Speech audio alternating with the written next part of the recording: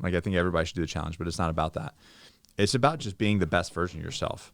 So if you're not running optimally just at a normal level for, you know, a normal 30, 40, you know, above 30 years old man, even in your 20s, there's some people that have had injuries that, you know, obviously if like Johnny had his what do they call it? His brown fell out. He had a skateboarding accident. His nut fell out into his pants. Yeah.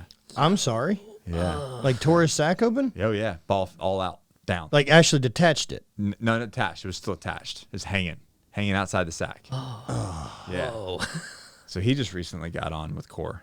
That's a super bummer. Yeah, I got his blood work done and we chest, and he was like 27 and he had like a 380 or something at 27 years old. But well, there's just no excuse, right? Like, not only is there no excuse to have shitty tests. Yeah.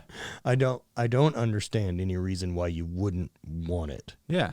But like so you just get your stuff done. But what happens is all the clients that we have that have gotten on it have like they've got better relationships with their wife. And never have I met someone who takes the jump and gets on HRT. And it's like who's like, this was a waste. Like no one's ever said that. It's never been someone's bummer. It's never been like I fucked that whole thing up getting on gear. I did a video with Josh Hansberger, and Sydney was kind of a guest on there. Yeah. He kind of, so Sydney's the CEO of Core Med, and he goes, and you know, I forgot how I brought it up, but he was like, hey, you know what? If someone ever comes to me and is like, yeah, hey man, I don't think it's working for me. I don't think it's doing anything.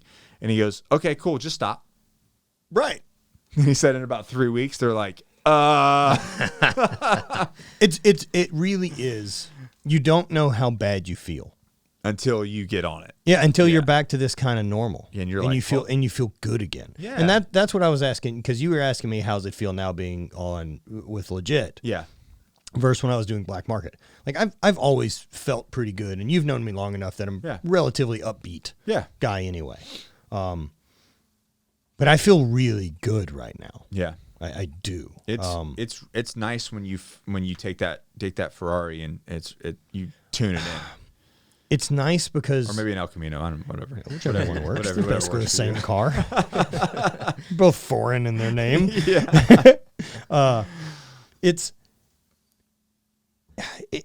like that barrier, right? That you always kind of have to when you don't feel good. Yeah. That little voice that doesn't want to do whatever. Right. It's gone. Yeah. It's like the little voice that the life shit. I still have to talk myself into running. But that's because I'm not a runner. Someone out there stoked on it. And it sucks. I'm figuring it out. Right. And it sucks. Yeah. But it's going to make you a better But the rest of the life stuff, like getting out of bed in the morning, the fucking giving a shit, the wanting to fuck. Yeah. You know, the all of these things that, like, I remember Tim Kennedy saying something about that where he had said, you know, people that reach out to him and they're talking about anxiety or any of this type of stuff. And he's like, well, I have questions for you. What's your diet look like? Yep. Oh, it's shitty. Are you training? No. Are you fucking? Nope. Awesome. So why don't we take care of these? And and see what happens. Right. Yeah. Yeah. Why don't we get you some sleep? Yep. Go to the fucking gym.